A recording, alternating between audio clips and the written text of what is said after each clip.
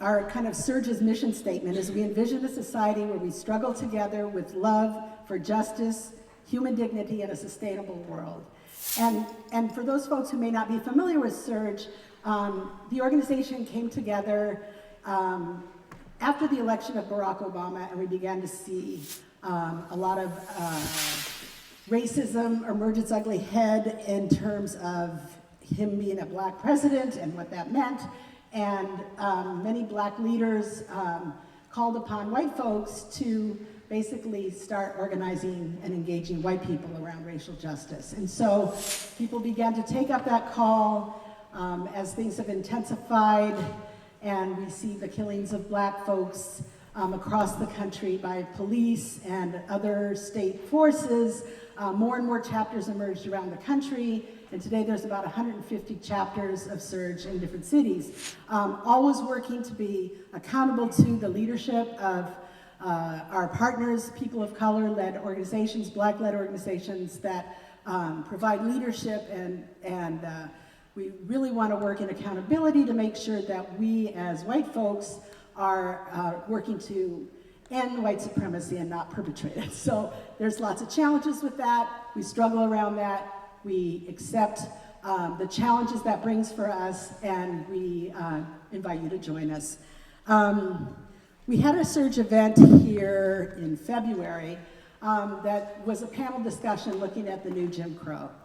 And one of the panelists, who's with us here tonight, and we're really excited to have him here, issued a call to us about supporting a mobilization of folks who have been formerly incarcerated, or families of folks who are incarcerated, to support them as they go to lobby and lift up their voices and their leadership by lobbying for different bills that support those most impacted by the prison industrial complex.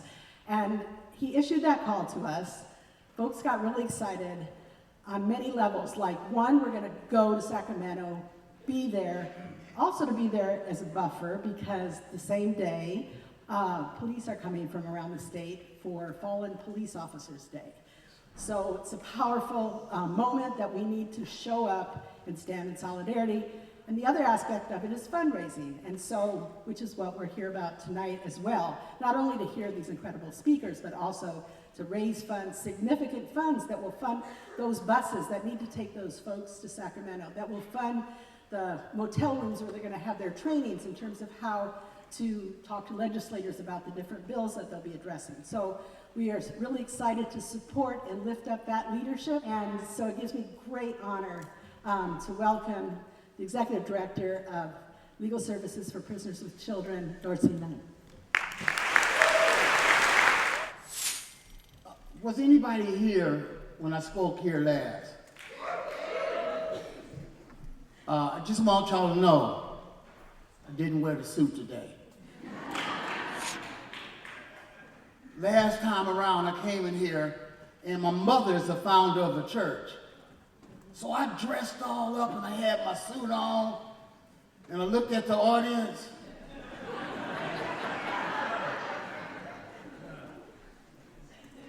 You know, the other thing that I did that night, and I couldn't help myself, is that I was standing in the church, my mother being a founder of the church, and I couldn't stop cursing.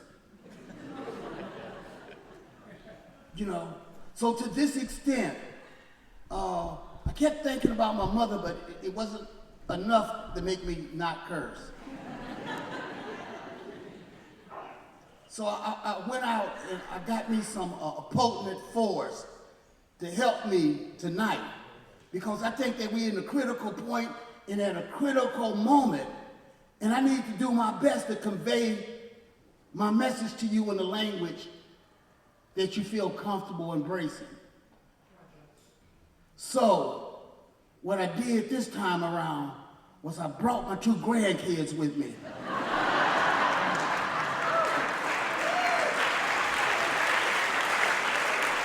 Because, like, you know, I notice when I'm around them, I'm on my best behavior. You know, normally I'm not that great of a guy.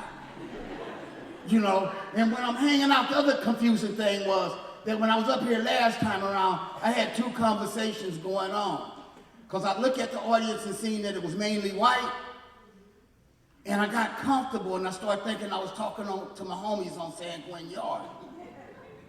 So I started telling those truths, because with the election of Trump, it makes it a little bit harder to avoid that racism is alive and well in this country.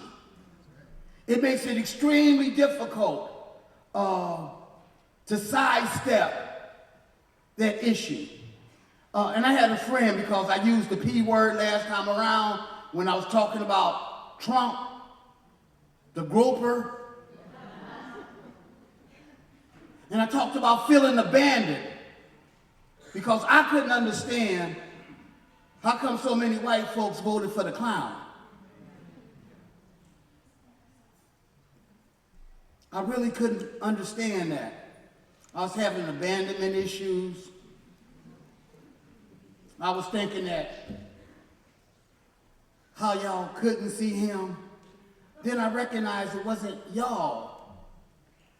It was a different group of white people.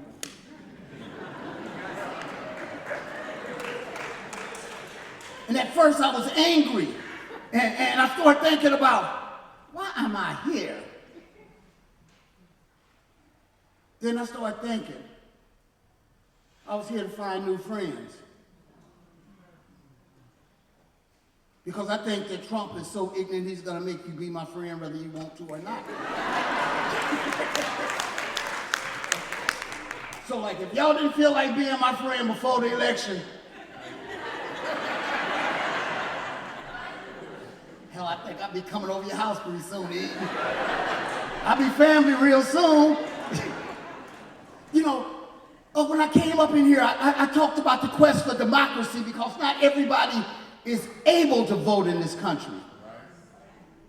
I came up here and I talked about the stock that rose the fastest at the Trump election was the stocks in private prisons. You know, at a certain point,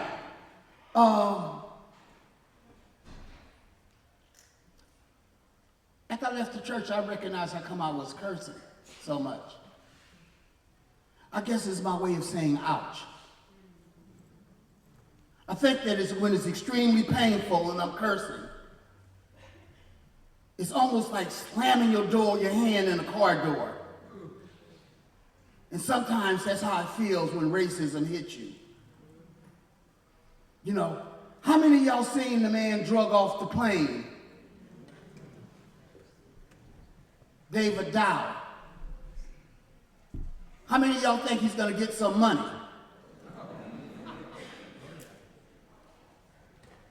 How about the other two black people that was beat up that same week?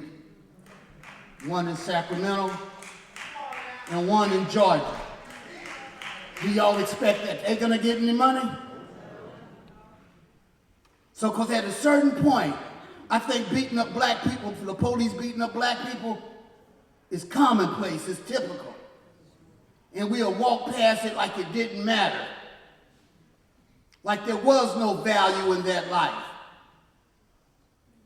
And when I'm looking at the computer, watching the people get socked in the face and stomped in the head, I start wondering if Black Lives Matter was nothing more than a slogan. Because we passed right by it. When I came here, I asked for, can I get the support of 50 people? 50 allies, because when we called up to get the permit, so we can actually engage in the democratic process and go and visit our legislator, because like, you know, they're ours too. You know, I don't think you can get through this country without paying taxes. So they must work for me too. And I asked for 50 people to come, because when we called to get the permit, but they told us that if we came that day, we could make law enforcement feel uncomfortable.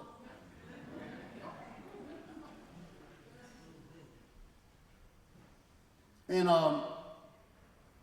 I thought about it, and I had a real bright person named Mark, who I work with, look stuff up. And what he told me was over the course of the last 10 years,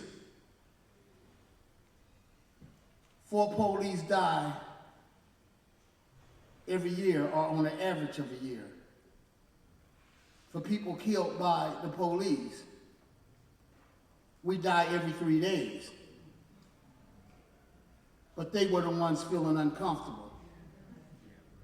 They were the ones feeling uncomfortable when we the ones that's being demanded to pull off our clothes, to bend over and spread them, to stick out our tongue, to get shot at, and all the rest of that, but they feeling uncomfortable. Some of my homies can't access democracy unless we show up in Sacramento, knock on the door, and tell somebody what we want, because we don't have the ability to cast the ballot. We don't have the ability to sit on the jury. And by the way, one of the reasons that we go into Sacramento, we go into Sacramento to ask them and tell them that if we completed our sentence, we want the right to sit on a jury.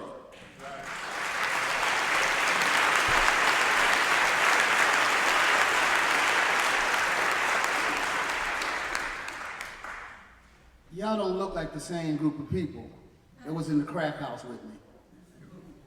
So I don't know if y'all really my peers. Y'all don't look like the same group of people that hung out at the pool hall with me. So y'all don't necessarily look like my peers. Y'all weren't the same group of people that was around me when I was getting beat up by the police. So I don't know if you really my peers. So one of the things that we want to do was to start asserting the right to be citizens in the country that we live in. And this time around, what we also decided to do was also invite the immigrant community to a quest for democracy, because we're not the only ones standing out in the cold. There's a different group of people that don't have the same rights as I got. So sometimes we have these questions. Excuse me, you need to time me. Because like I told you, my mama was out of... told you my mother, was the founder of a church. I can just, whoa. Get that hallelujah moment, we be going to sleep up in here. I'll be passing that. But anyway,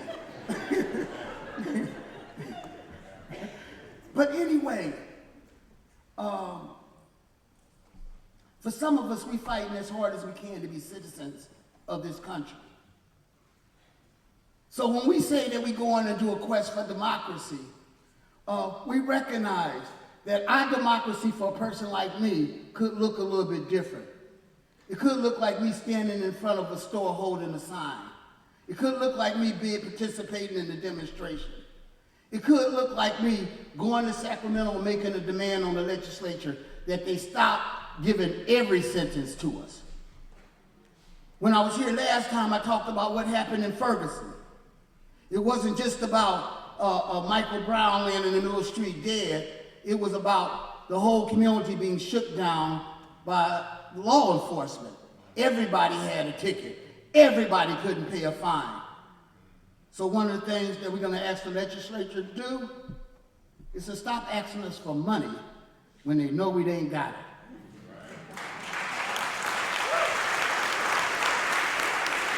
I need to tell you, if I had a whole bunch of money, I probably wouldn't be in court. Probably wouldn't be arrested.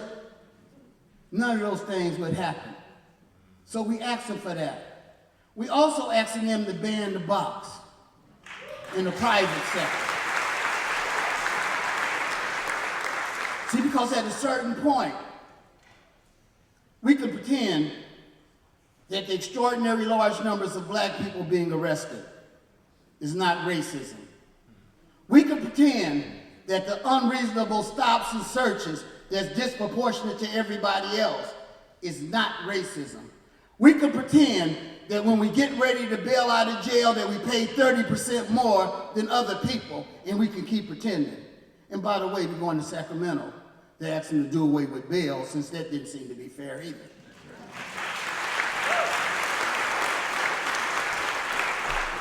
But when I get to that question of ban the box, you remember before we had Obamacare? That's when some of us started fighting, because it really wasn't about employment. The question was that most people who had medical care, health care, was attached to a job. So our fight wasn't a selfish fight. Our fight was about how do we provide health care to our children and our families. Because at a certain point, if I can't work and health care is residing in the hands of employers, what shape does that leave my children? I'm still here asking for that 52, because y'all look like some good people. I'm asking for 50 of you to show up, because between us, and we got buses coming from San Diego, we got a bus coming from Riverside, we got 2 buses coming from Los Angeles, we got a bus coming from East Palo Alto, we got a bus coming from Stockton, we got a bus coming from Oakland, or a bus or 2 coming from Oakland.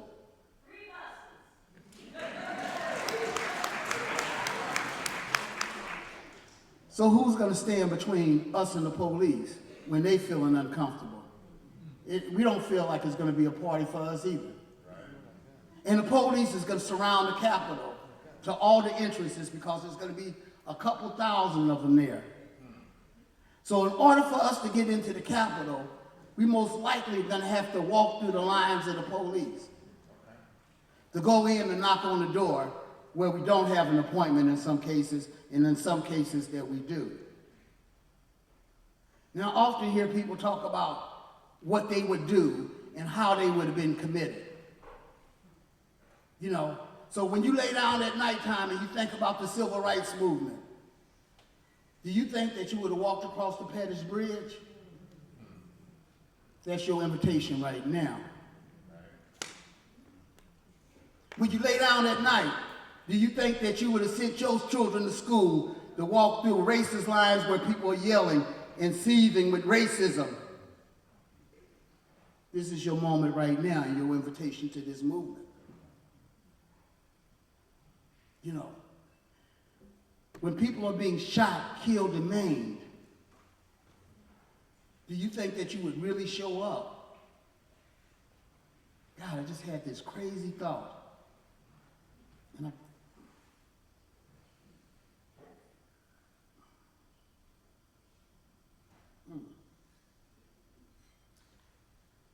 where was the police when, in Berkeley, when all that stuff was happening? I got to ask that question because anytime that we feel that frisky, seem like they show up in abundance, seem like they have tear gas masks on, military vehicles. And I got to ask, what was the difference in the response to what was happening in Berkeley than the response that was happening in Ferguson?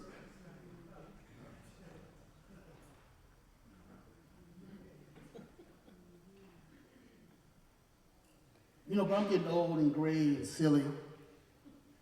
I don't suppose to know this.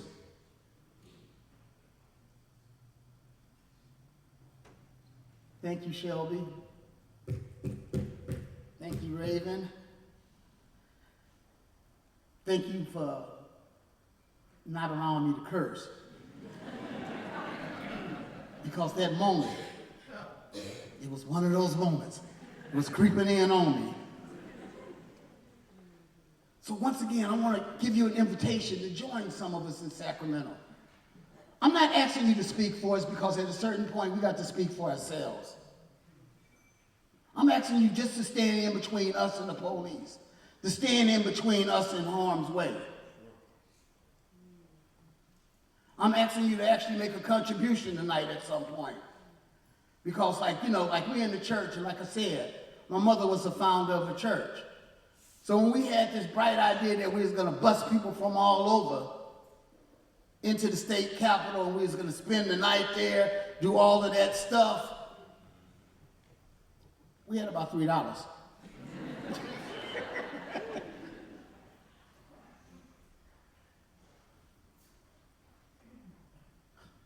Just heard my mama say, if you really believe, travel by faith and not by sight. Like I told you, she was the founder of a church, and every once in a while when I'm out there acting crazy, she tells me stories, and I can hear those old stories. You know, so for all of y'all that showed up tonight, I want to say I'm extremely grateful, because this is a fundraiser for legal services for prisoners with children. This is a fundraiser for all of us anon. And I'm the executive director of legal services for prisoners with children. And I know that it's rare that you would meet somebody in that position that had been convicted of a very serious crime and wind up the executive director of a law office. Have I cursed yet?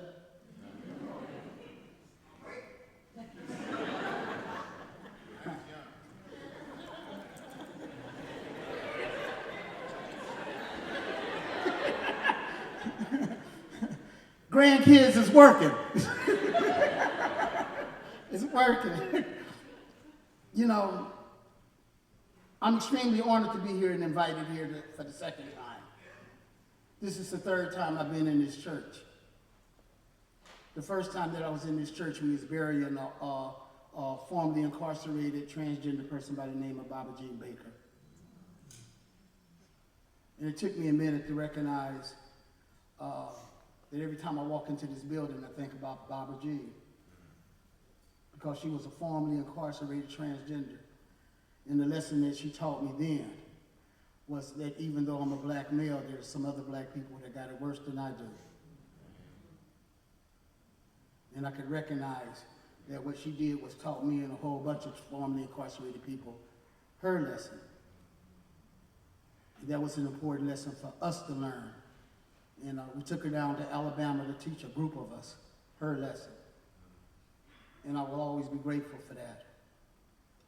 But you know, gratitude is a remarkable thing. You can have that in abundance. So I got gratitude still available for those of you who's going to join me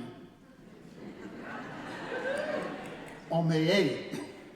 For those of you who are going to get in to that zone that's going to be between us and law enforcement. For those of you who's going to think about the next generation, because when you got these many people locked up, you can't help but to lock up genius too. You can't help but to lock up brilliance too. You can't help but to lock up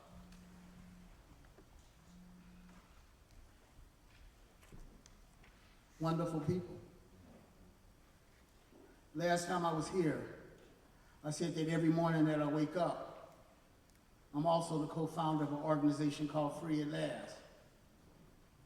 So every day that I wake up and I'm responsible for feeding 21 other people. Most of them are formerly incarcerated. They're going to be on the bus going to Sacramento too. You know, last thing I want to say before I sit down, you know, because most of the time I say I'm in recovery. And most people say, so you're a recovering addict. That's one of the things I'm in recovery from. The greatest thing that I'm recovering from is slavery and racism. It's not just the drugs. I can go and take the test and pass it.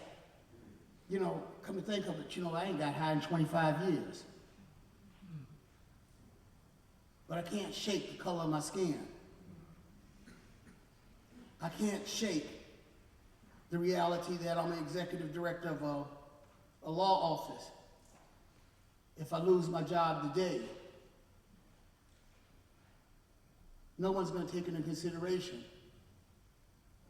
that I've been managing a whole bunch of people's lives and a whole bunch of people's money for over 20 years. They will ask me that silly question. Have you been convicted of a crime?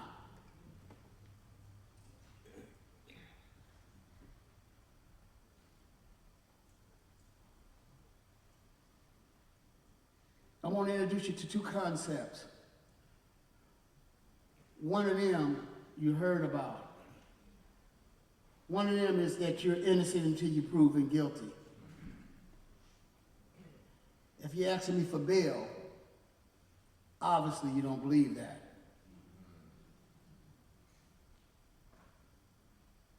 I want to introduce you to another concept. And I really want you to grasp this concept, because it could be the most important thing that I have to share with you tonight. After I've completed my sentence,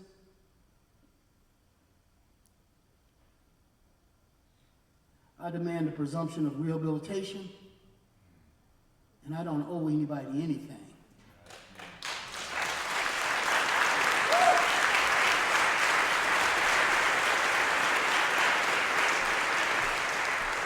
I'm in the fullness of my humanity.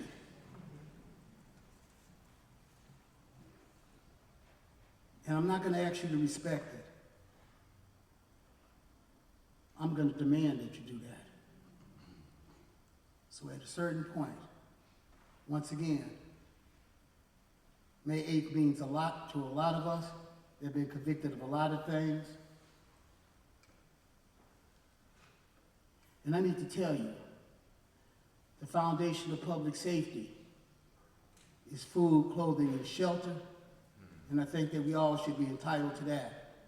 So once again, instead of walking across the Pettus Bridge because you showed up late, will you stand with us in front of the state capitol? Will you support us in our demand for not only equality, but equity? So, anybody else? Anybody else? Will anybody stand with a person like me?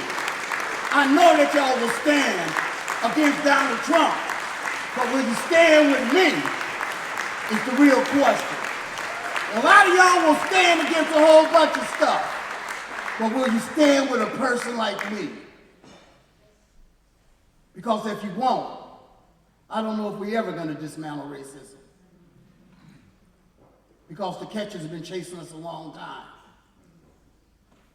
From the stop to the sentence, we're disproportionately stopped, frisked, incarcerated, searched, and imprisoned. So once again, I thank you for letting me speak in this house. I hope I got through this presentation without making your ears burn.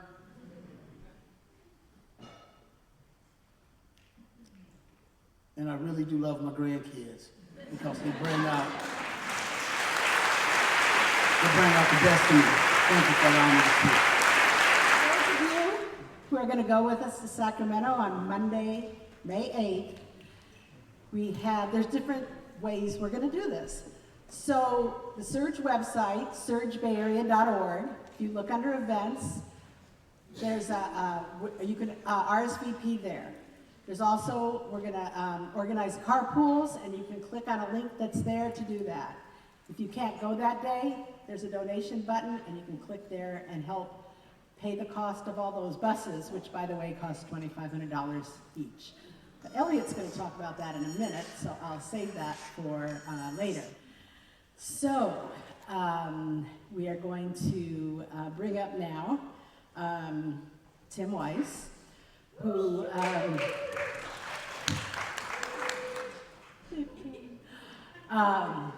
many of us in this room have known for a while, and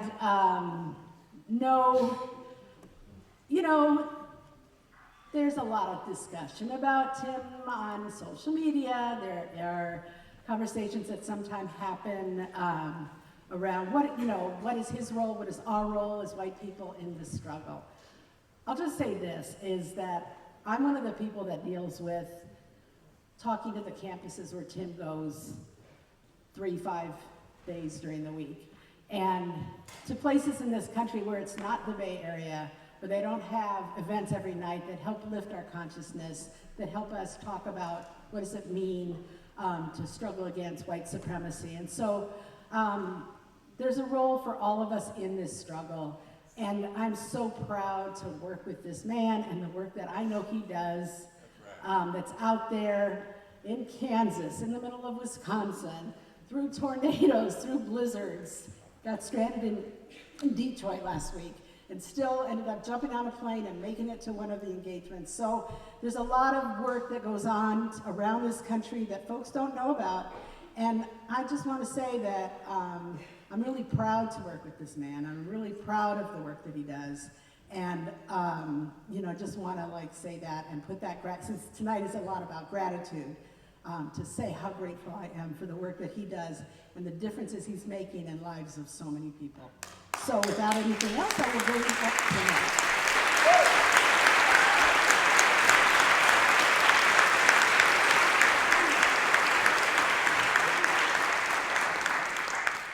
Well, I had this speech, and what I learned is that I can't give a lot of it because Dorsey's grandkids are here. They had already left. Oh! Well then. See, but I know it's a church, but the thing is, right, like, cursing in church is like the best place to curse because you're like automatically forgiven in the church. That's like, I think that's how, I'm Jewish, I don't know what I'm talking about. Actually, I'm agnostic, so I don't know, but that's because that's what agnostics, we don't know, we just don't know. You know, but we're good either way. We're sort of covering all our bases. So first, because this is about gratitude, I want to express mine, certainly to Felicia for those very kind words, and both Felicia and Jean at Speak Out, who I've had the pleasure and the privilege, and I don't just mean a white privilege, I mean like the privilege of, it's that too, I'm sure, but the privilege in general of working with for about 23 or 24 years doing work together around the country on these important issues. I want to express gratitude to SURJ for putting this event together. I know, as Felicia mentioned, there is a lot of debate, and very important debate, and a lot of discussion, and very important discussion about the role of not only myself in the work, but SURJ as a group, white people in the movement and in the struggle. All of that conversation is good because all of that conversation is necessary. And yet I want to insist one thing that I think is true, and I will say it without fear of contradiction. In a country where overt white nationalism, not dog whistle white nationalism, overt white nationalism is on the rise and has the ear of the highest office holder in the land, we who are white have an obligation, both morally, ethically, and practically, to insist that there is a different way to live in this skin. Because if we do not demand that we have a role to play and to insist that there is a different way to live in this skin, then we cede this ground to Richard Spencer, and we cede this ground to those folks who caused the violence in Berkeley the other day, and we cede this ground to the Donald Trumps and the Steve Bannons and the Sebastian Gorkas of this country. And I think if we who are white cede the ground to them, then we have no right to stand and say that we are opposed to racism or white supremacy. We have work to do.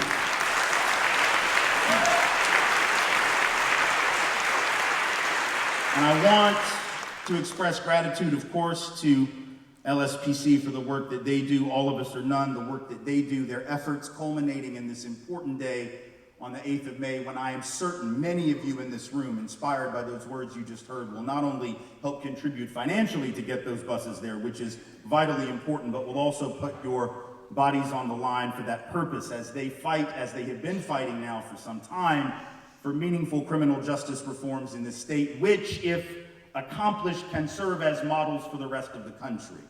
And so I hope that you will contribute and commit both money and time and your bodies to that cause on May 8th. And I'm grateful, really humbled for the opportunity to be here this evening and to help a fundraising and benefit event for that organization and for that purpose. And so thank you for being here and contributing to that cause.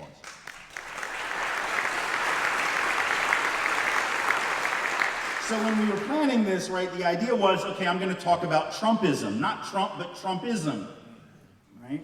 And I am going to do that, but after I thought about it, I got a little hesitant because I didn't want, by virtue of that theme or that topic, to suggest that there was something particularly unique about this moment, right? Because I think that's the problem in the current political climate and culture is everyone seems, well, not everyone, white folks seem shocked that some stuff happened. I do not think that black and brown folks were particularly surprised that that could happen, right? I mean, what would they have been surprised about? The fact that white folks would vote for somebody who told them that all their enemies were black and brown? That's really not new. The idea that white folks would vote for somebody for whom scapegoating was a sacrament, that is not new. Right? The idea that somebody would play upon the country's basest fears and not only seek but attain high office on the basis of that politic, that isn't shocking. So when we talk about Trump and Trumpism, we have to be real clear up front that we're talking not about a schism, a break with the norm. We're talking about the continuation of a long-standing pattern of American history. Sort of like, for those of you who were called back in the day, and if you always lived on the West Coast, you're not necessarily gonna know what I'm talking about. But for those who ever lived in the East Coast or in Central Time Zone, where I'm from, I live in Tennessee and I've always lived in the South. Back in the day when Sunday football games used to only be on CBS, right? They have a 12 o'clock noon and a 3 o'clock game, at least if you were in Central Time, right? And the 3 o'clock game would always go over, right? It would run into 60 minutes, which would come on at 6, right? And so if you lived in Nashville, where I lived, or anywhere in the Central Time Zone, you could count on 60 minutes starting 15 minutes late. And the announcer would come in 15 minutes late and would say, once the game was completed, and now back to your regularly scheduled programming. That is what the election of Donald Trump is, y'all. Back to the regularly scheduled programming. The last 8 years was like, as D.L. Hughley said, it's like the intermission at the Broadway show, right? And then it's like, back to this shit. Okay, that's the first one. Sorry. Yeah, he said go for it, so, you know. I don't know if I'm supposed to cross myself. I don't know, because like I said, I'm Jewish. What do I know? I don't know anything. Right? But that's it. It's back to the regularly scheduled programming. So this is a continuation of the norm. Some of the longest standing traditions in this country. What is Trumpism, after all, predicated on? Let's think about it. First and foremost, it is predicated on a deep and abiding nostalgia. Right? Nostalgia for the so-called good old days. That's what the slogan told us. Make America great again, because of course we all remember when it was fabulous. And then something happened and the wheels came off. And you ask these folks when stuff was great, they never can tell you. Because they know that any answer they give you, they will sound like assholes. So they don't actually give you a date, they just go, well, you know. But nostalgia, that's not new. I'm from the South, man. We do nostalgia with grits. We do nostalgia with greens. We do nostalgia as part of a daily ritual, right? There's a song I grew up with, not me, because I grew up in like a leftist home, but other Southerners with whom I have more than a passing acquaintance, right? And that song, Dixie, how does it go? It says, I wish I were in the land of cotton. Old times there are not forgotten. Look away, look away, look away, Dixieland. That is nostalgia. And it guides my people and has always guided them. But not only in the South, because see, if you think the South lost the Civil War, you have not been paying attention. Because some wars, see, they say they're over, and 150 years later, you discover that they were never over, and that the folks who were deemed the losers in the history books have actually won quite a bit more than even they anticipated. Right? And so nostalgia isn't new, it's very old. That's what Trumpism is rooted in, but that's not all. Trumpism is rooted in that scapegoating I referenced a second ago, divide and conquer, the oldest idea on this land introduced by people of European descent. Because if you had to sum up American history in one sentence with regard to race and class, here is that sentence. The history of this country is the history of rich white men telling not rich white people that their enemies are black and brown folks. Let me say it again. The whole history of this country is the history of rich white men telling not rich white people that their enemies are black and brown. That doesn't start with Donald Trump. That starts in the colonies. In the middle of the 1600s, in the middle of the 17th century, when I beg to remind you there were no white people. I know that comes as a great shock to those who go by that name now, but there were no white people. In the colonies, there were people of European descent, but we did not call ourselves that because we understood, did we not, that in Europe we were not all one big happy family. Right? White folks, European people, we didn't love each other. Right? The English hated the Irish hated the English. Northern Italians didn't even think Southern Italians were Italians. The Germans hated everybody and everybody hated their ass right back. The history of Europe was a history of killing each other and trying to figure out who the witch was. That's pretty much European history in a thimble. So there were no white folks. We were not one big happy family, one big team, right? But all of a sudden there came a need for a white race. Why? Why did we suddenly need this concept that we had never needed before? That seems odd. What happened to necessitate this shift? Well, you know what happened. What happened is rich folks can count. Right? And so those rich folks, take a second, it'll catch up with you. You know where I'm going with this. Rich folks can count. And the elite in the colonies of what would become the United States eventually looked around and they saw how outnumbered they were. They could count.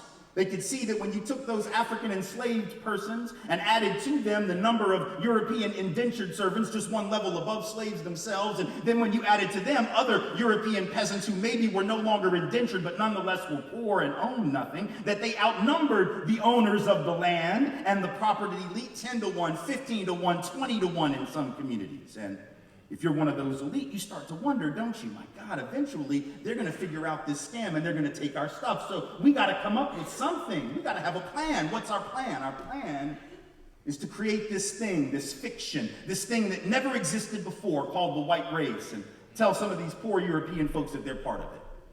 Right? Make them part of the team. Make them think they're wearing the uniform. They're at the end of the bench. They ain't getting in the game, but at least they think they're on the team, see? And so all of a sudden, whiteness is created, and for that purpose, so as to diminish the possibility of cross-color, cross-racial rebellion, which we saw from time to time. Bacon's rebellion in 1676, others as well, that being the most prominent example. And in the wake of those rebellions, whiteness is born. And all of a sudden, people deemed and called white are given what? Land. Not much, just a little bit. Indentured servitude is abolished in the first few years of the 18th century. No more of that. And then they take the white men and they require that they serve on the slave patrol, right? What better way to get you on my team? Let me put you on a horse, give you a gun and a badge, make you think that you have some authority now. Even though I'm still controlling you. You're still not going to own anything. You're not going to run anything. But at least I can make you feel superior. I can give you what W.E.B. Du Bois many years later would call what? The psychological wage of whiteness. The idea that you may not have much, but now at least you're not black. And the problem is, if you're poor and white, and you don't have any other currency, this will spend just fine. Do you understand now what Trumpism is, a continuation of that? See, we act as if somehow white folks who are not economically privileged have no reason to go along with white supremacy. We say things like, why would they vote against their own interests? Because this country has told them this is their interest for 400 years. We've told them that. See, if you're rich, this is redundant. But if you are working class, lower income, and struggling, this right here is the coin of the realm. Know that. Right? And so Trumpism isn't new. It's a continuation of perfection in real time of something that's been going on a long time. Fast forward, 1850s, early 1860s, my people in the South say, my goodness, we have to break away from the Union. And see, in the day, we didn't really hide what that was about. We were very clear. We lie about it now.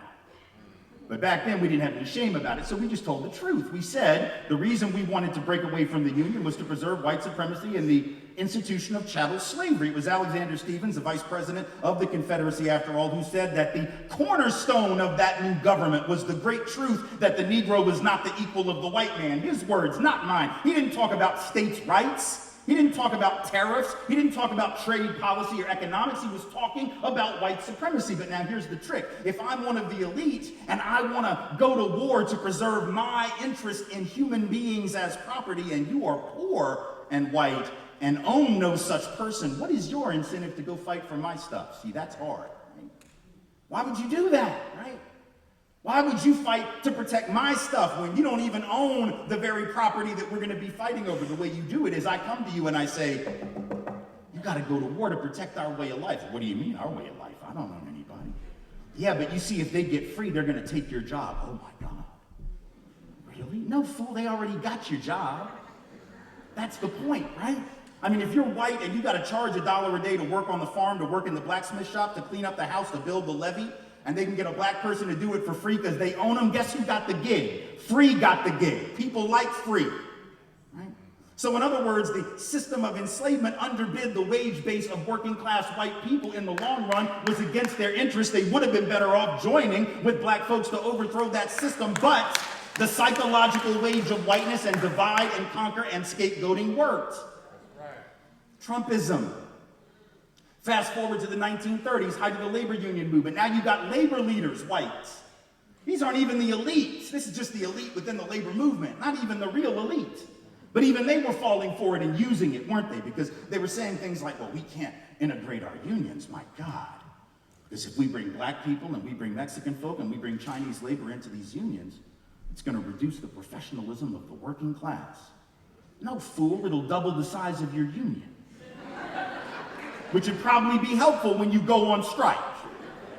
Because when you go on strike and you didn't bring those black and brown folks onto the line with you, guess who the boss is going to replace your happy ass with? The very people that you didn't want to work with in the first place. And then you're going to blame them and not the boss for taking your stuff. You see how this works? Hundreds of years of unbroken divide and conquer. That's what Trump tapped into when he tells working class folks that it's these people coming across the border, but only this border, never this border, only this border, never this border.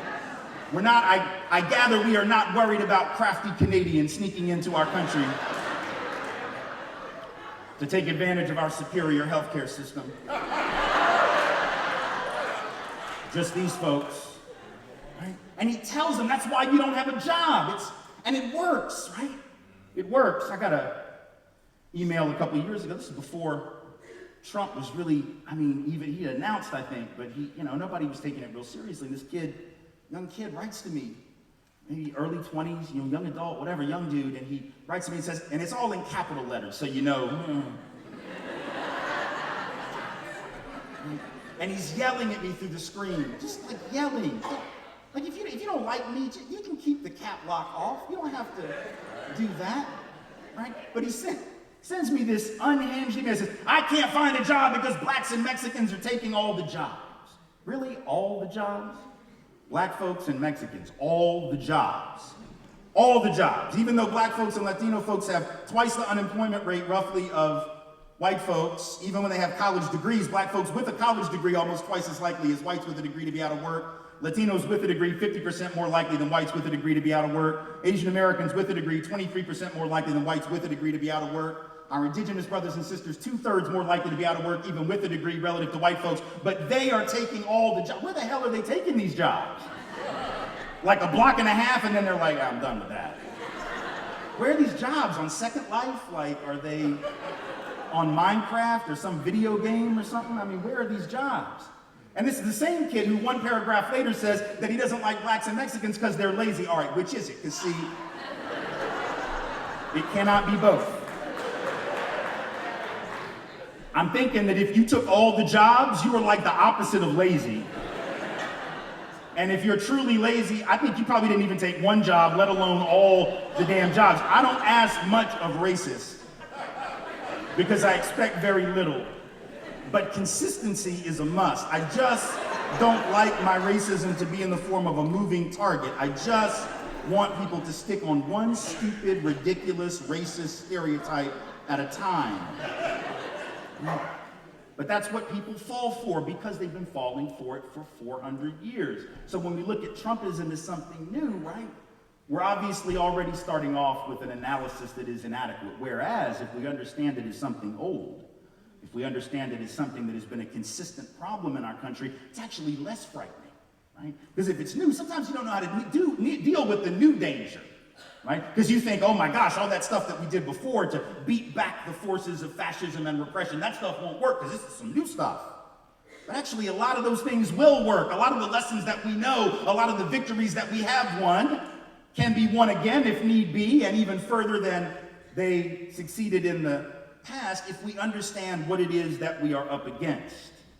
If we understand the dangers that we face, and if we understand the way the past has brought us to this moment. See, we don't give enough attention to historiography, historical memory, understanding the connection between past and present. We like to hermetically seal away the past in our history classes, right? And then we teach history in a way that doesn't draw these connections, because when you take history classes in school, it's just chronological, right? It's not thematic. We're not learning the way that themes reassert themselves. We're not learning the way that the past affects the present, because they're all disembodied dates and names and battles and founding fathers and all of this. But if you don't understand what came before, you can't understand what's happening right now, whether it's with Trumpism or anything else. And I am certainly not the first to think of this, and I'm not by any stretch of the imagination the most articulate to have done so, but I'll tell you who said it real clearly and brilliantly over a half century ago, James Baldwin. He said this. He said, "People who imagine that history flatters them, as it does indeed since they wrote it." See, before I even finish the sentence, let me just say, like, that was deep. Like, that's like the best thing that's come out of my mouth. I mean, I could just like take the mic off and just, it's got a wire, but I could drop it theoretically. And I could just be done just with the first half of Baldwin's sentence. That's how great. Let me say it again and then we'll finish it up. People who imagine that history flatters them, as it does indeed since they wrote it, are impaled on their history, like a butterfly on a pin, and become incapable of seeing or changing themselves or the world. This is where it appears to me most white Americans find themselves, impaled. They are dimly or perhaps vividly aware that the history they have fed themselves is mainly a lie, but they do not know how to be released from it, and they suffer enormously from the resulting personal incoherence. What is Baldwin saying? He's saying it so much better than most of us could, but what I gather he is trying to tell us is that if we do not understand the truth of how we got here, if we do not understand the predicate, that which came before, which brought us from point A to point B all the way down to whatever point we find ourselves at now, and if we have clouded and distorted that history for our own purposes, we not only cause great damage to others, we damage ourselves. We cannot be released from the lie. We are a people of the lie. And the quicker we understand that, the safer the world may be. But I think about the importance of the past and its impact on the present, not just with regard to Trumpism or abstract James Baldwin quotes. I think about it as a father. Because of all the roles that I embody in the world, as an educator, an activist, every now and then a scholar, though I don't really pretend to be that, parent is perhaps the most important of those to me. I have two daughters, they're 15 and 13. And when they were 12 and 10, or as the kids like to say, 12 and a half and 10 and a half, because that extra 6 months is very important if you don't know.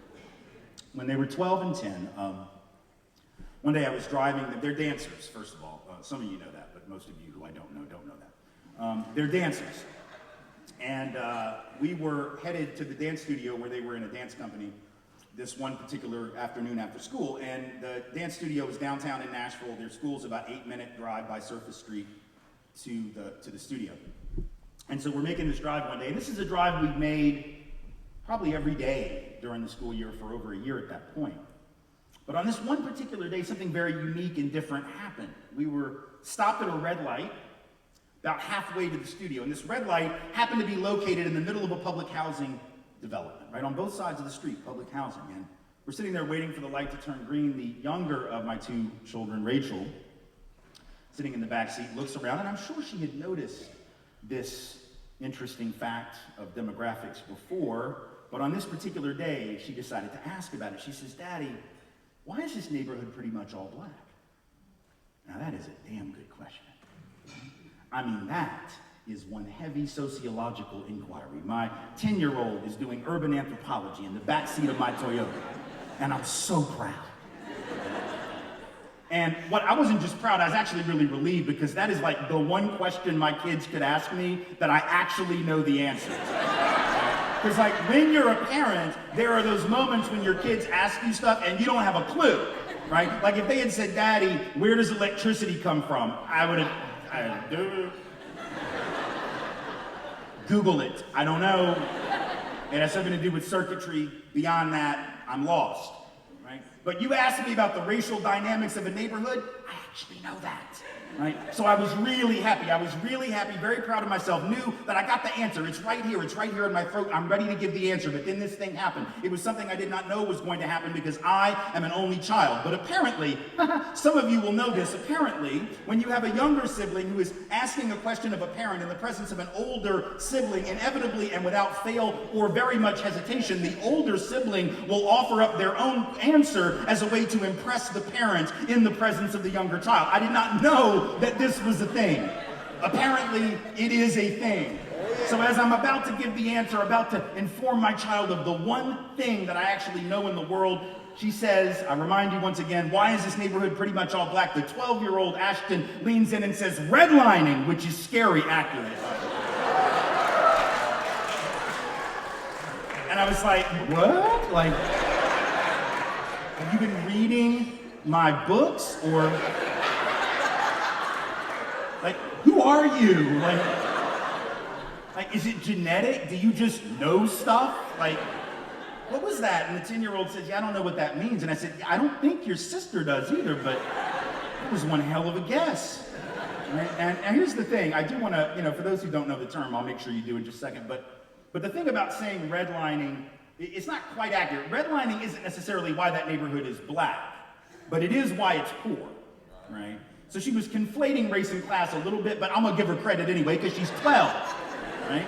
And I'm still very happy and very proud of her for even knowing enough to even say that. But for those who don't know, right, redlining was a practice that, just real quick recap, was a perfectly normative practice in this country, legal as a matter of fact, up until 1968 when the Fair Housing Act was passed. Banks would just take red markers and draw around lines on maps any black neighborhood and anyone who lived in that neighborhood. Also, this happened in certain Puerto Rican neighborhoods and places like New York City.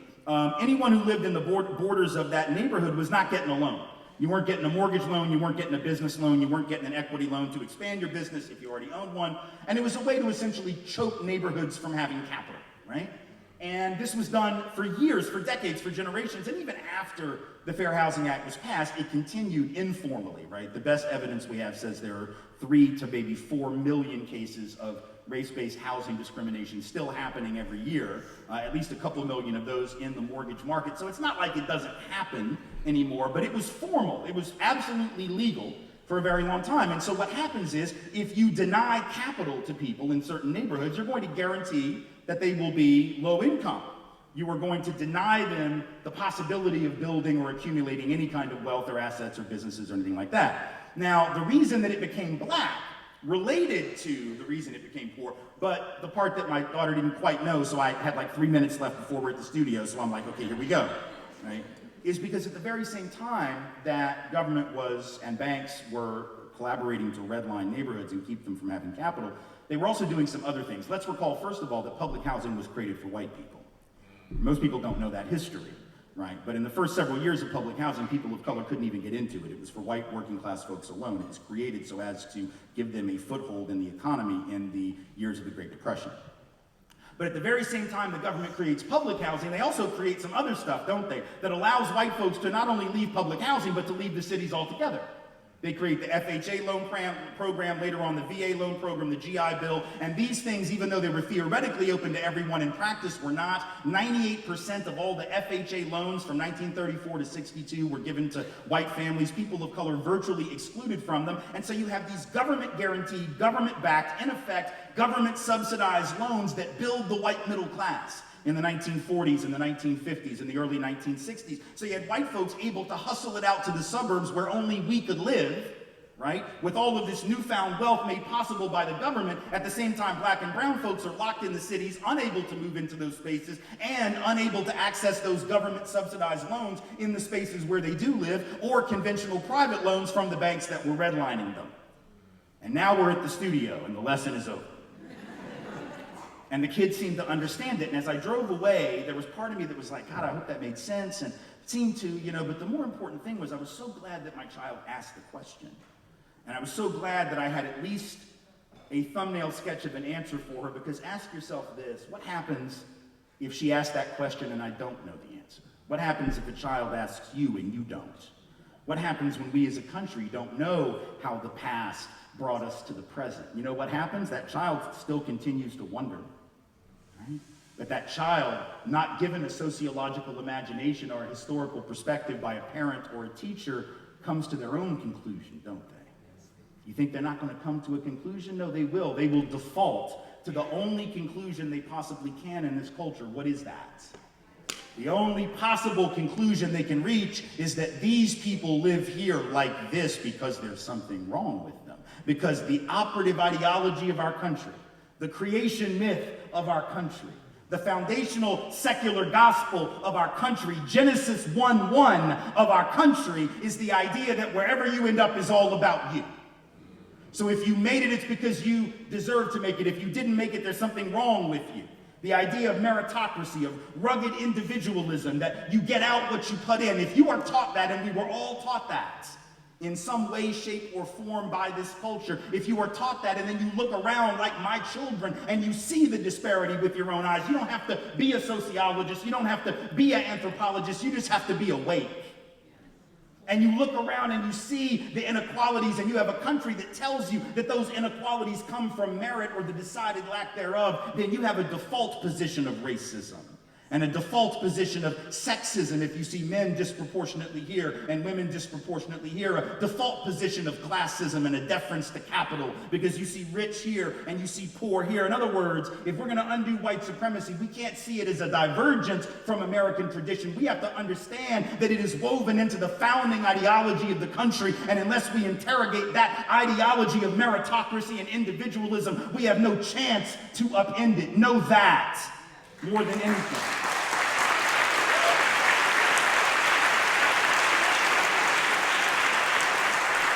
But if you don't understand that past and how it created the inequalities that you see, you can't possibly fight those inequalities. You won't even try. You'll justify them. You'll rationalize them as legitimate, as natural, as the result of either biological or perhaps cultural superiority or inferiority, right? Just like if you don't understand the history of law enforcement abuse in people of color communities, Black Lives Matter won't make sense to you.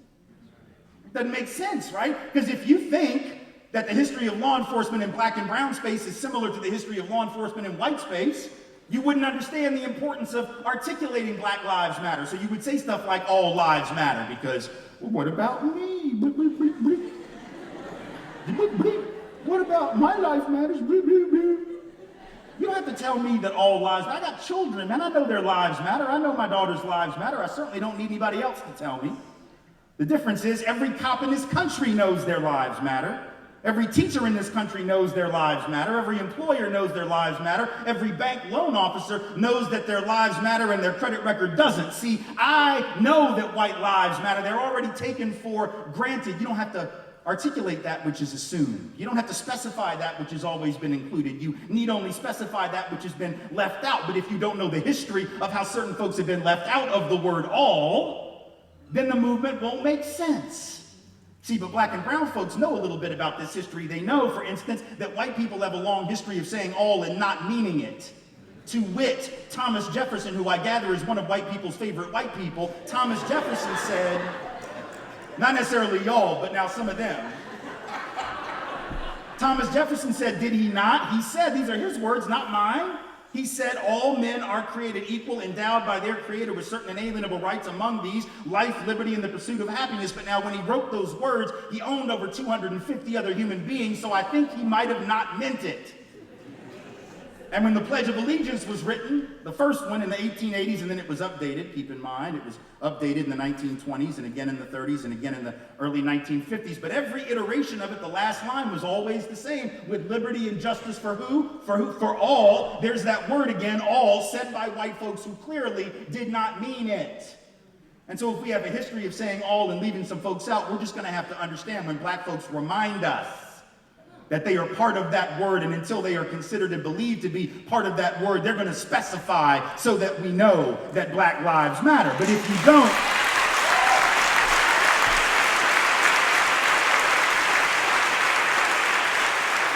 but nothing that I just said will make sense if you don't know a little something about the history. That's why history is so important.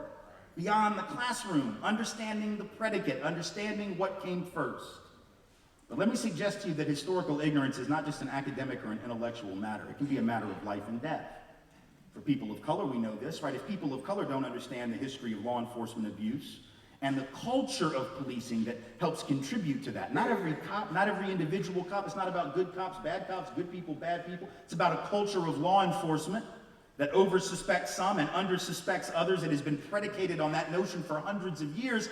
If people of color are not aware of that, their lives are in danger, right? Right? But I want to suggest to you something we don't talk about much, and it's important. And those of us who are white doing this work need to be very clear on this. This historical ignorance is also deadly for white people. Now, not all of us, but an awful lot of us. What do I mean by that? Well, here's what I mean. Let's say, for instance, that you have been told all your life that where you end up on the ladder of opportunity and experience and success, income, occupation, wealth, is all about your own effort. Remember what I said, that's Genesis 1:1, wherever you end up is all about you. Now, if you're black or brown, even though you've been exposed to that, you've also been exposed to some counter narratives, right? If you're a person of color, you at least know enough to know it's not quite that simple.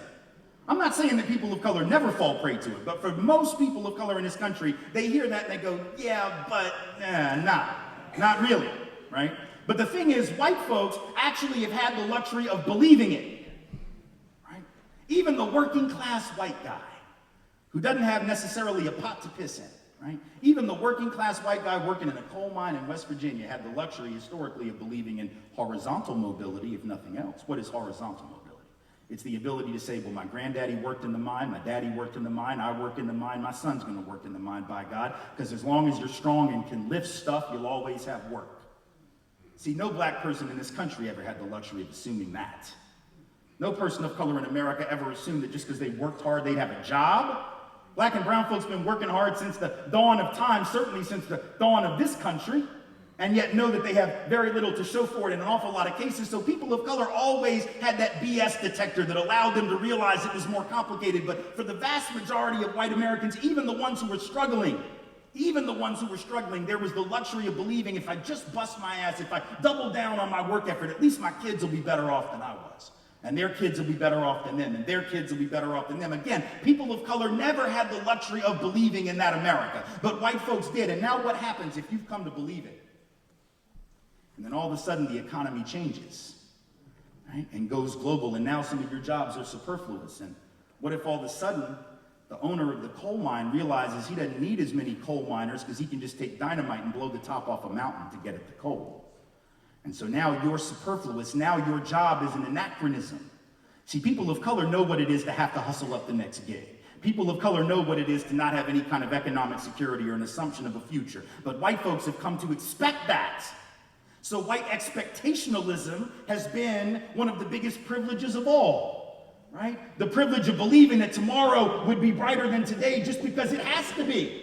But if I believe that and then all of a sudden I find myself out of work for 26 weeks, out of work for 52 weeks, out of work for 99 weeks, unable to pay health care for my kids, afford my kids' college education, I don't know where to put that. Because remember, I have come to believe that wherever I end up is all about me. So now I'm internalizing the shame, am I not? I'm internalizing the blame, am I not? And I got to find somewhere to put that.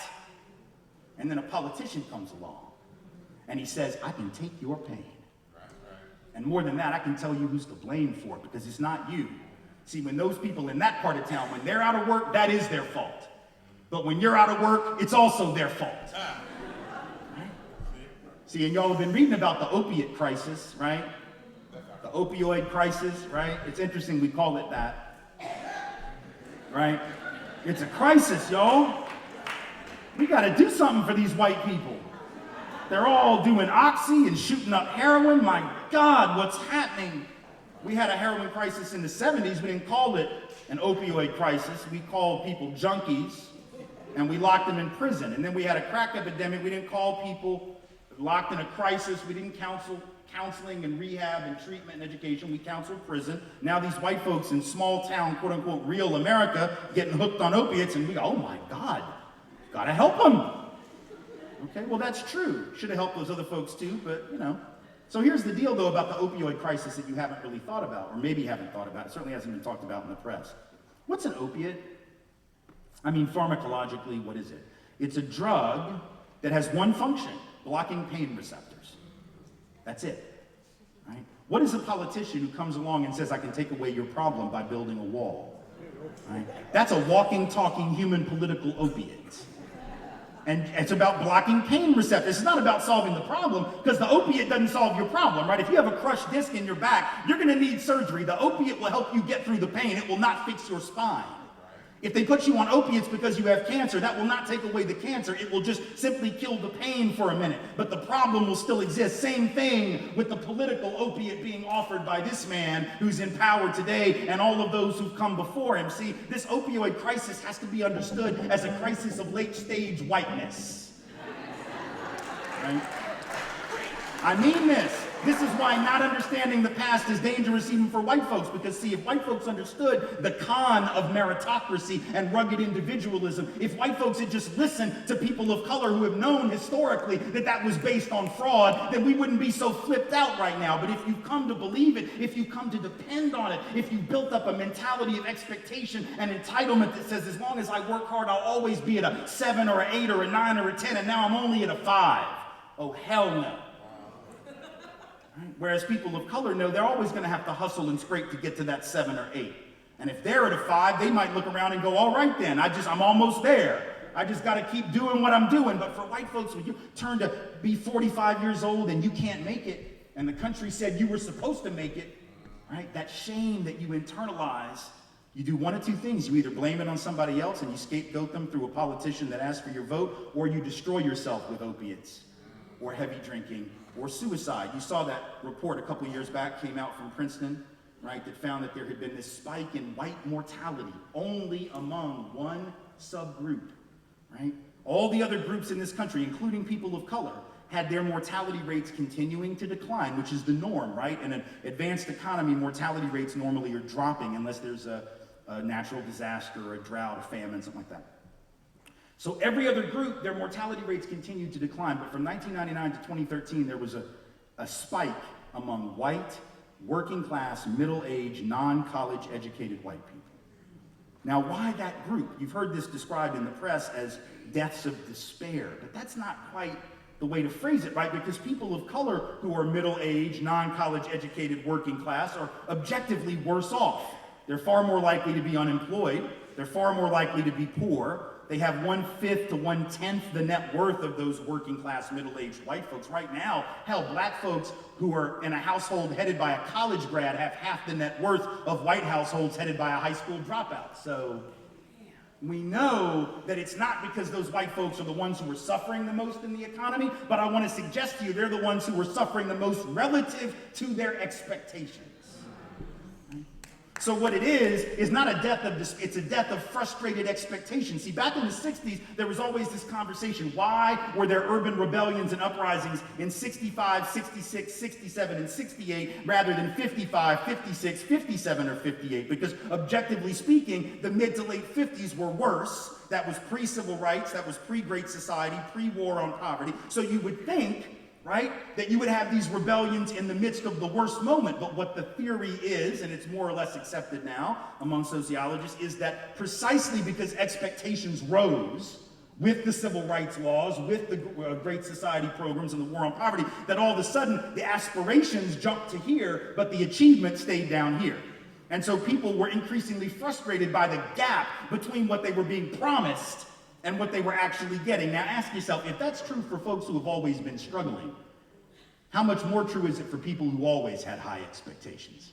See, because some folks only had expectations lifted over 4 or 5 years, and then they popped off, when things didn't work out. But if you've told me for 400 years that it's gonna work out, and then it doesn't, I'm either gonna take you out or I'm gonna take me out.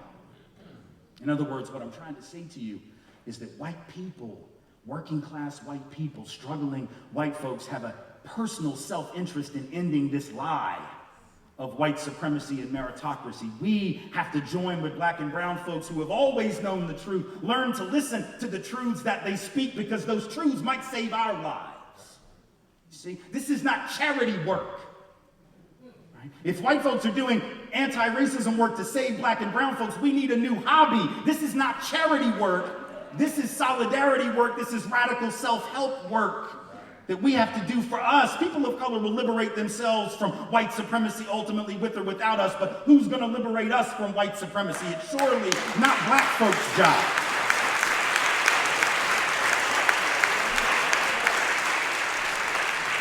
But in the midst of all this pain, there is good news. We have models for this. We know what to do if we're just willing again to look to history, see? Understanding the past to understand the present. So back in December, shortly after the election, I had a chance to go to DC.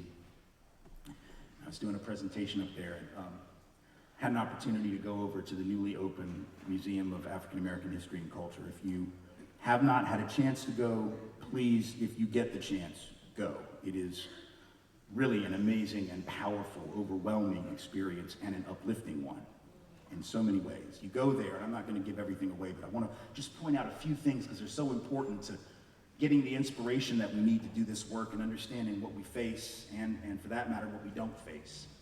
All right, so you go to this thing, and what they did is they dug a hole in the ground 10 stories deep. Right? And when you get there, you go down on an elevator to the very bottom, and the bottom levels begins with the Middle Passage of African peoples from the continent to here. And then as you go through time, you're moving up levels. And it's very subtle. You don't even necessarily realize that you're moving up levels, but you are. And eventually you end up at the top where the sun comes through after going through all these layers that cover over 400 years of history. And there are these amazing things. I mean, first of all, Emmett Till's original casket is in the museum. Nat Turner's Bible is in the museum. There's this one thing you come to that is sort of, it's cloaked in darkness, and it's very hard to make out what it is at first. You come to realize that it's a statue of Thomas Jefferson, and it's in front of a wall, a big granite wall, on which are etched his words about life, liberty, and the pursuit of happiness, and all men, blah, blah, blah, being created equal. Right? And so there's this interesting contrast of his words, and then there's this statue that's bathed in shadows, and there are these shapes right behind his statue that at first you can't tell what they are. You get a little closer to them and you realize that they are intended to represent bricks in a wall. And at first you don't know what that's about. You get a little closer and you realize that these bricks have names on them. And if you don't know, the docents will surely tell you that the names represent the human beings owned by Thomas Jefferson. So here you have this contrast. All men are created equal in the names of the human beings who he bought and sold and breeded for his own profit, right? And so you look at that and you begin to see a couple of things very clearly about history. First of all, the rest of the museum attests to how even the strongest of white supremacists can be laid low by collective action. Because as you continue through the museum, right, you can see how the Thomas Jeffersons of the world were defeated, at least in part, if not in whole. How those who he sought to cow and even to, in some cases, exterminate in the case of indigenous peoples have not gone away. That they are still here and they are refusing to yield. And it is inspiring to realize that at the end of the day, Thomas Jefferson is not won yet. Right? And you continue to move through the museum and you see the images of Bull Connor, Jim Clark on the Edmund Pettus Bridge. You see the axe handle that Lester Maddox, the former governor of Georgia, used to use to run black folks out of his restaurant when he owned a restaurant in Georgia before he became governor. And what you begin to realize in that moment, and what it means for this moment, is this: if Bull Connor could not break black people, if Jim Clark could not break black people, if the history of white supremacy has yet to break black and brown peoples, if people of color have survived and thrived and persisted and overcome even the greatest of those evils, if they could not break black and brown people, I am confident that Donald J. Trump is not going to be the one who is going to break black and brown people.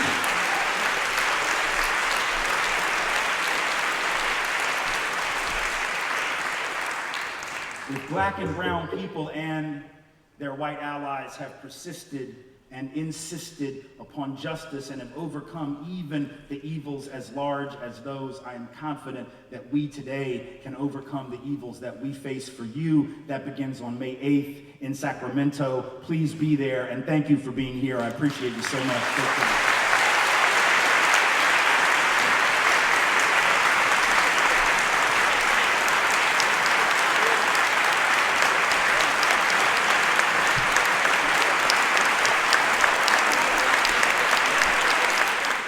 again, I just want to emphasize, if it wasn't clear enough, that 100% of all money raised tonight will be going to All of Us or None. And Dorsey, do you want to say anything else? Yeah, I do want to say a whole bunch. I got a lot of stuff to say. You know, I wasn't the main speaker, I was the warm-up act. But, you know, I'm asking you to reach in your pocket and pull out some of those dead trees. And if you need to write a check, you can write it to LSPC, Legal Services to Prisoners with Children, and we'll take a check. But the important point is, I'm also asking for physical solidarity. I'm not asking you to save me, I'm asking you to join me as a comrade. Because I don't think that you have the ability to save me. Because I think that we all in trouble together right now. I'm not standing outside of the human family and it's just about me. Right now it's about all of us. Right? Have you ever, you know, I always thought, like when they were saying Donald Trump wasn't presidential, I thought the only thing that you had to be is a white male. So how in the hell could you, my kids still here? How could you miss that? You know, but I assume that when you're an asshole, my kids is gone, they're gone now. If you're an asshole, I assume that you got to drop a bomb to look presidential. Right. You don't look presidential if you give somebody a health care program. You don't look presidential if you give them women's rights. You look fucking presidential when you drop a bomb on somebody. And I guess white also make you that way. So God, I didn't want to cuss. Tried all day long. Missed it again today. But you know, when I'm asking you for support, I'm asking you for support because some of us don't have those jobs. Some of us don't have the ability to pay for the hotel room, but we still need rights. Some of us want to feed our own kids, you know, and if y'all was on the yard with me, we wouldn't be referring to them as the police. If you was in my cell block and I was running at you, you'd be calling them slave catchers. Because that's where their history stems from. So you can call it for what you want to call it. And they can consistently beat us up and we can pretend that this is a new phenomenon. And it's probably the most consistent thing that we got served to us. So at the same point, the money is good. But for me, the physical solidarity is awful important. Because if you don't show up in this fight, how about if you showed up that day, you could have an opportunity to challenge a dominant narrative that the police life is more important than all the rest of our lives.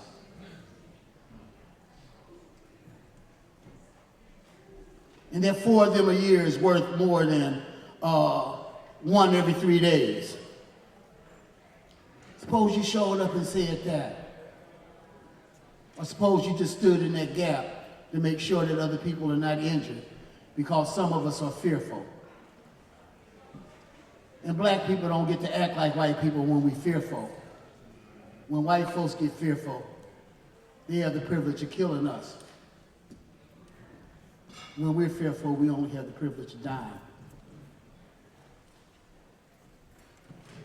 So once again, if you got a dead tree, I got at least one.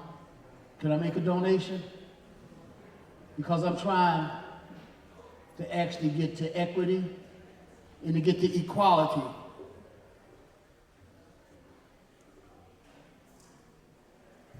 And I think that everybody should know freedom is not free and everybody got to pay for that shit. So I'm just here to ask if you got something to give it up, because like some of us are going to be putting our bodies on the line on May the 8th, and we ask you to join us. So I will keep pressing that point. Where's the physical solidarity? And by the way, I don't expect y'all to show up. because you could have been the poor white folks he was talking about that need to work. But if they miss me, I believe I heard that saying that first they came for somebody else before they got to me. I'm that somebody else that they came for first. You may be the somebody else they come for second. So, once again, my name is Dorsey. And by the way, I got another dead tree to put in here. Anybody else got another dead tree to put in? Come on up here. This one is on the top that just randomly came up here. But maybe we can do this briefly, I don't know. For both of you, what are the 3 most important things we should do right now?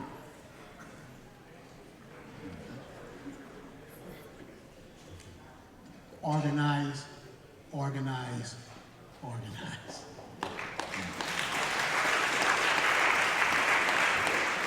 I would say the same,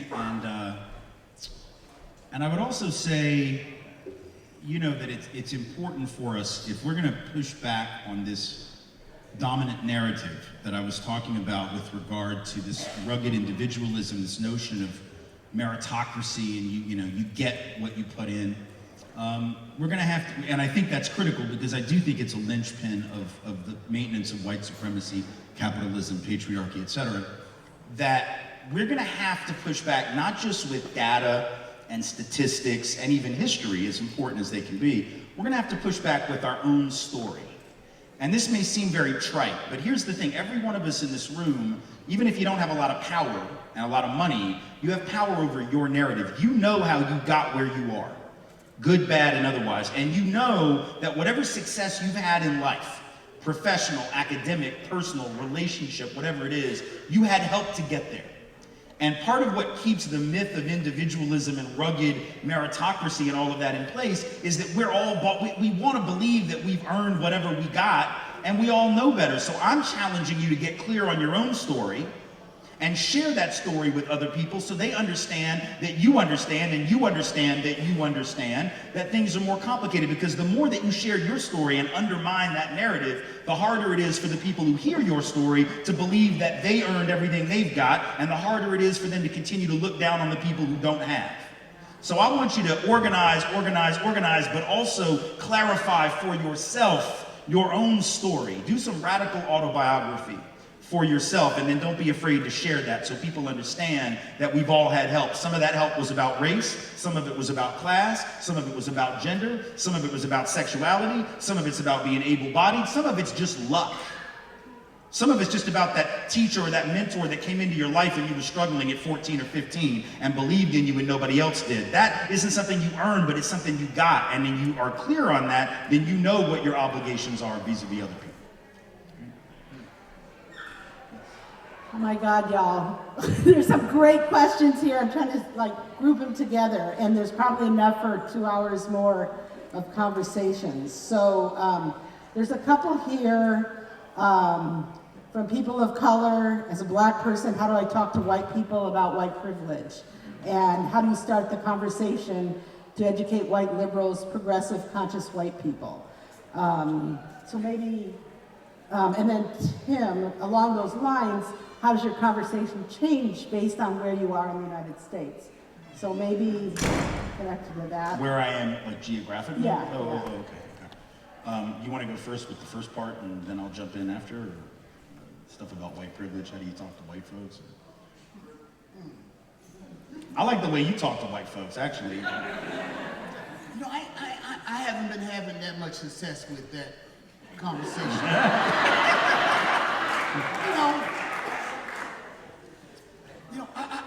I really,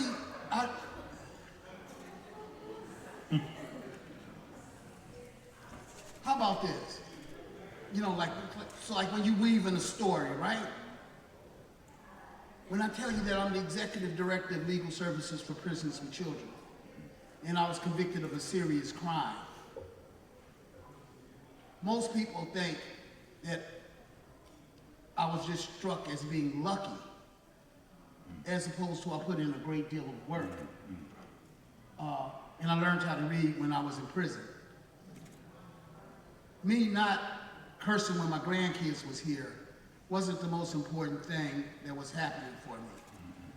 It was because this December I just told my grandkids that I had been to prison.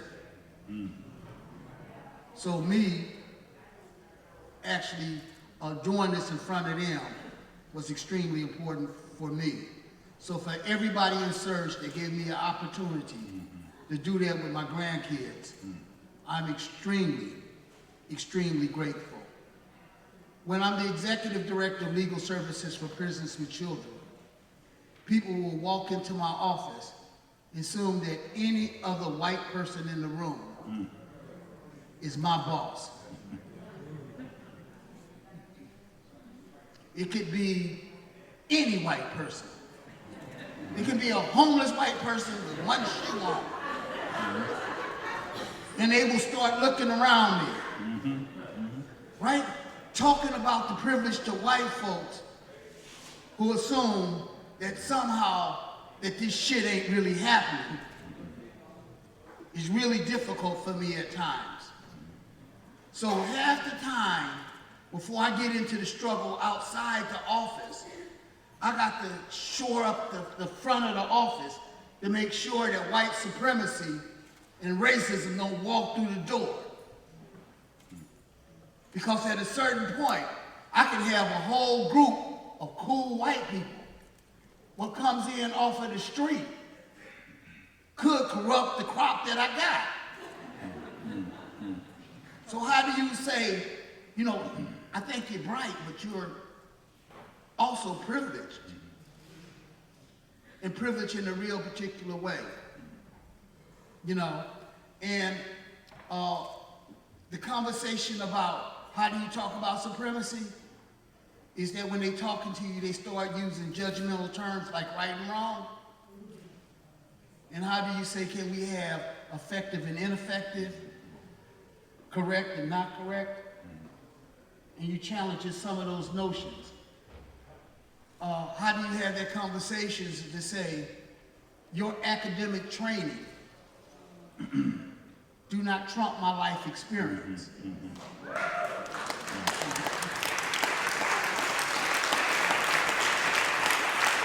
So at a certain point,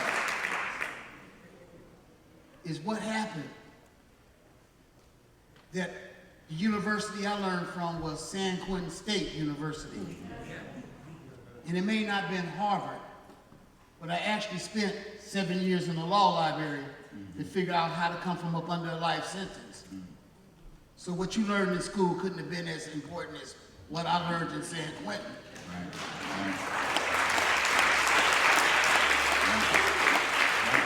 I mean, I think what everything you just said is an example of the answer that I would offer to the question, which is the way that you get folks to understand these issues who have all the reason in the world not to hear them and not to accept what is being said is to keep that focus on those personal stories that everyone has.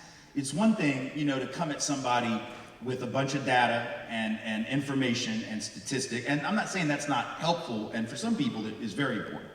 But you know, all the research says that's not what flips people. That's not what changes their mind. That's not what gets them. Nobody goes to the barricades over some data, right? Nobody rushes to the barricades and joins the struggle because of a really impressively drawn pie chart showing them injustice on a graph or whatever. You do that because somebody's story touches you.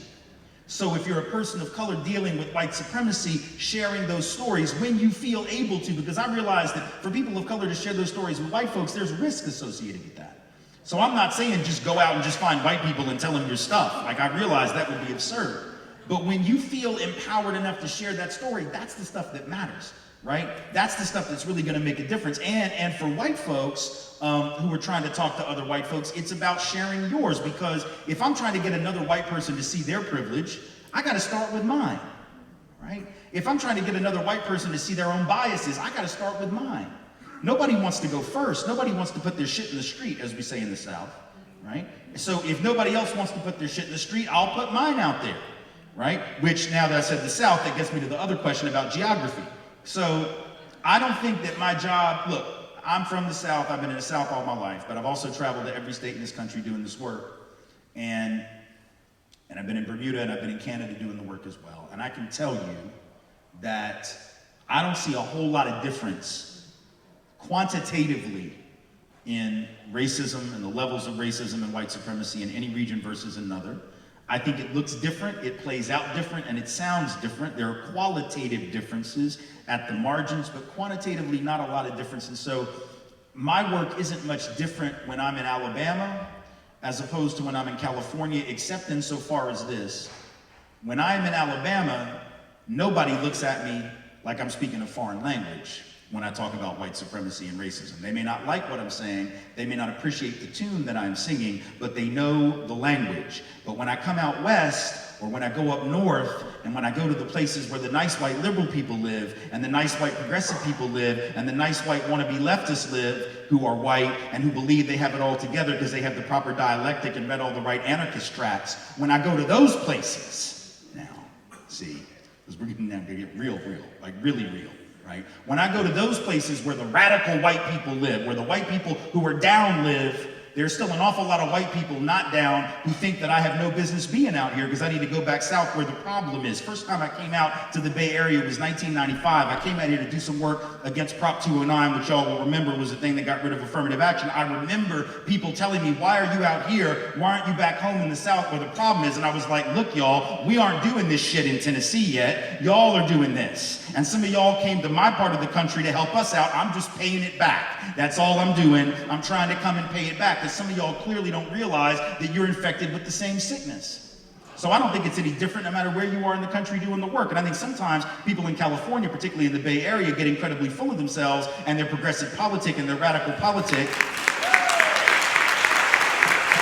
At least my people know. At least my people know. Right? And they may think some things that I don't approve of, and they may vote certain ways that I don't necessarily approve of, but at least they know the language. So sometimes it's easier back home, y'all. You know? Y'all, just so you know, it's easier back home. Right? And you know that question that they ask you, I've always felt that I lived in the South. Right? It's like, I don't even know where the question came from. Just like, wham! You know, like, I live in Menlo Park, California, in San Mateo County. In the history of the county, we've had one black elected official countywide. Right. In the history of the county. Yeah. So I don't know what the shit this is about the South. Right. When I think about the murder rate, or when I think about the incarceration rate, it's not like we're doing that great of a job.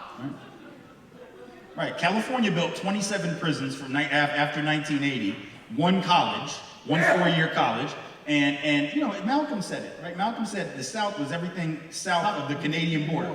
Now, there are some indigenous folks in Canada, there are some indigenous folks and black and brown folks in Canada that will tell you the South is everything south of the North Pole, right?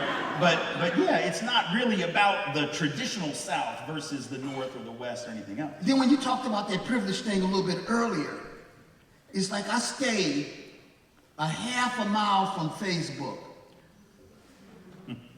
So what used to be my ghetto, when Facebook came, it turned into something else. It turned into a desirable neighborhood for white folks.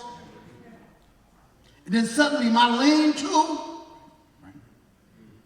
increased in value tremendously. I lost my neighbors. Right? Because like, I don't think that what y'all call violence, I don't think that it's inclusive enough to consider all the other forms of violence that we're subject to. Right? Y'all generally think that if you get shot, stabbed, and all the rest of it. But suppose you start disappearing Pookie and Ray Ray.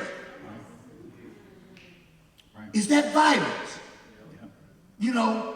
So, what happens when everybody had a pit bull in my neighborhood one day, 6 months later, all other kind of dogs, German shepherds, people riding bicycles with helmets.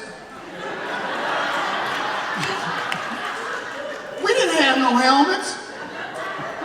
We could tell who you are.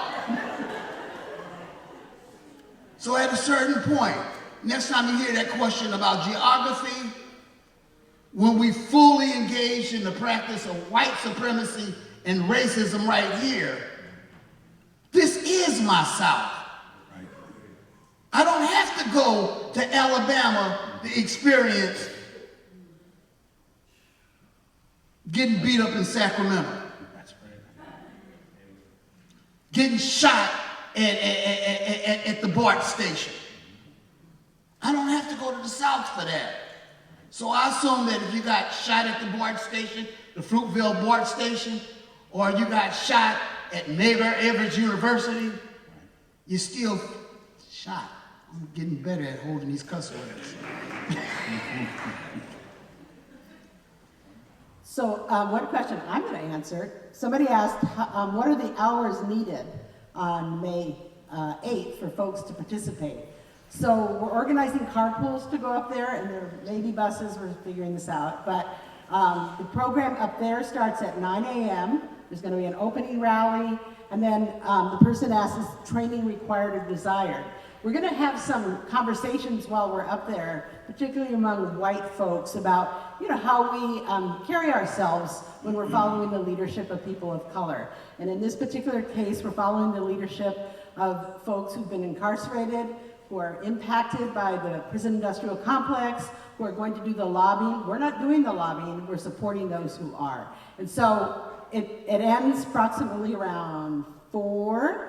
So we're hoping folks can stay up there the whole day. There'll be different activities throughout the day for those of us who are there in solidarity. And you don't need special training, but if you have training in de-escalation, that would be really welcome. And so again, just go and RSVP at the website, surjbayarea.org. And you can also email us if you have any questions, info@surjbayarea.org. So that answers that. I got a question. Because, I know y'all want to ask me a question. What I want to know is, how does it feel when they turn loose white supremacists on you? Because this is not uncommon in the black community that we run into crazy stuff. But when I said I think I'm finna get some new friends, what happens when they basically sanction people from out of town to come and kick ass in the middle of Berkeley? Because that's just occurred. So if you want to know how it feels to be black a little bit, think about that concept that people can show up in your neighborhood and beat you up.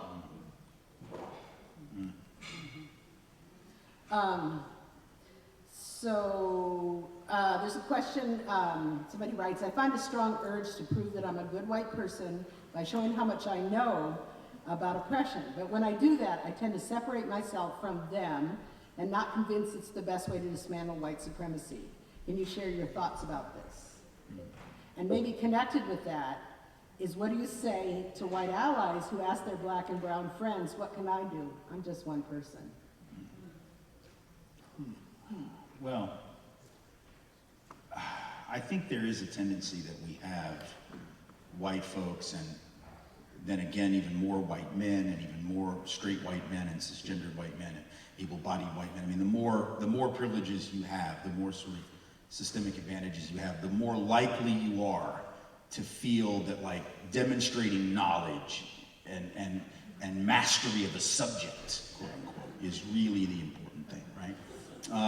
But like Dorsey said, none of your book learning, as we say in the South, really can trump, and I hate to use that word in the current context, but it's the only verb I know for that. It's like, please, God, give me a different word, but you know what I mean? Like, it doesn't trump your life experience or the life experience of any other person of color, and for that matter, it doesn't even really trump your experience as a white person. Like, so instead of trying to get clear about how much you know about oppression, and by the way, there's no reason not to learn as much as you can. You should read, you should study, you should know the history, you should know the facts. All of that is valuable.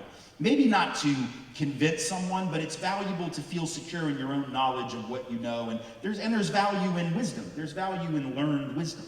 But I think the more important thing, if you're a white person wanting to join in this struggle is to be clear on your own story and your own narrative. Not only the piece I mentioned before about how your own life is evidence of the myth of meritocracy being a lie and rugged individualism being a lie, but if you want, if you're going to speak about for example, the oppression of criminal justice system and the carceral state and the war on drugs, it's one thing for you to become an expert on the way that the war on drugs has targeted people of color and resulted in their disproportionate incarceration. You can read all the books about that, learn all the data, memorize all the statistics, and make a really good argument and win a debate with all your friends.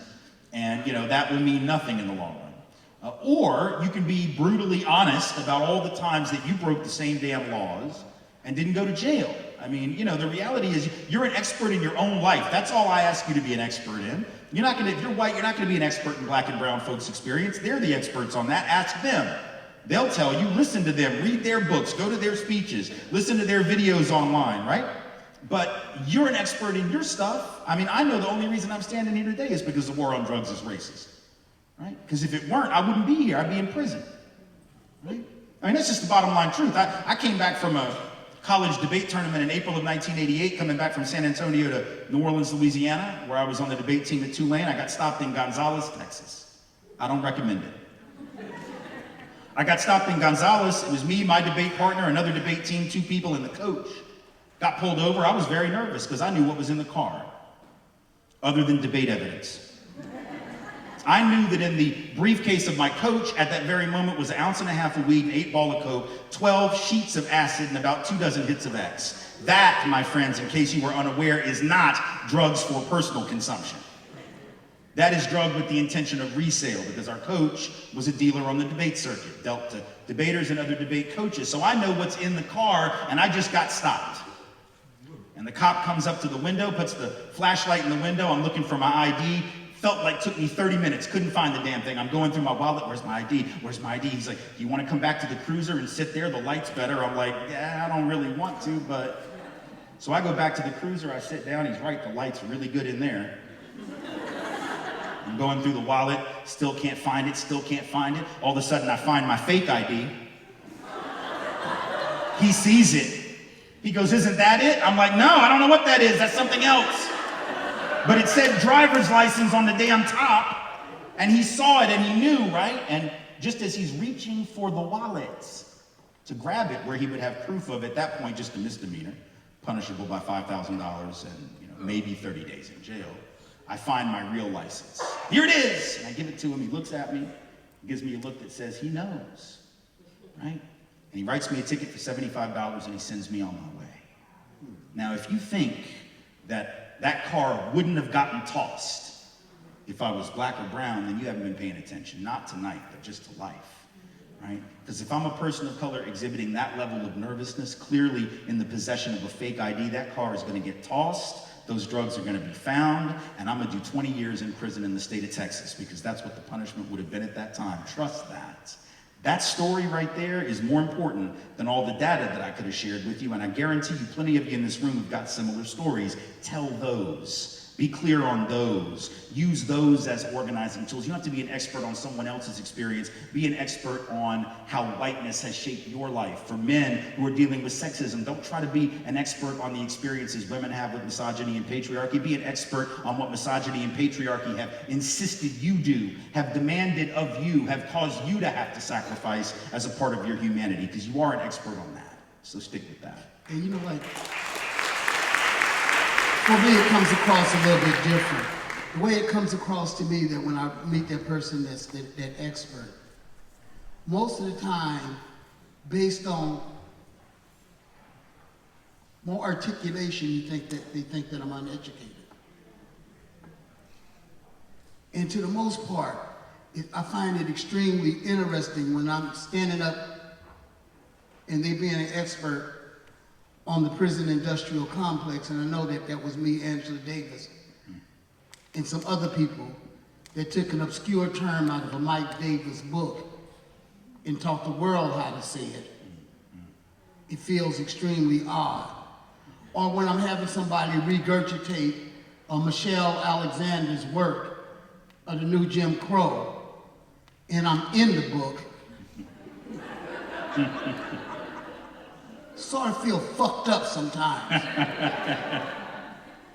But I got to humor them because I don't want to make them feel like what they say don't have value. But at a certain point, it's like the curse of being black is the assumption that you're ignorant. No matter how much you know, and when I talk about the education don't trump the experience, is that a lot of what people don't know is that I've been at this for 37 years. So a lot of trails that people run down could come from me and my homies putting in some real valuable work. And people are just now getting on the trail. So when they said, you know Michelle Alexander? And I said, she was on my board. And I remember talking to her class at Stanford. That's how she met me. Do you know Angela Davis? Yeah, I know Angela. Because we actually met and we helped organize the first critical resistance conference where we introduced to public speak the term the prison industrial complex. So at a certain point, when I run across them,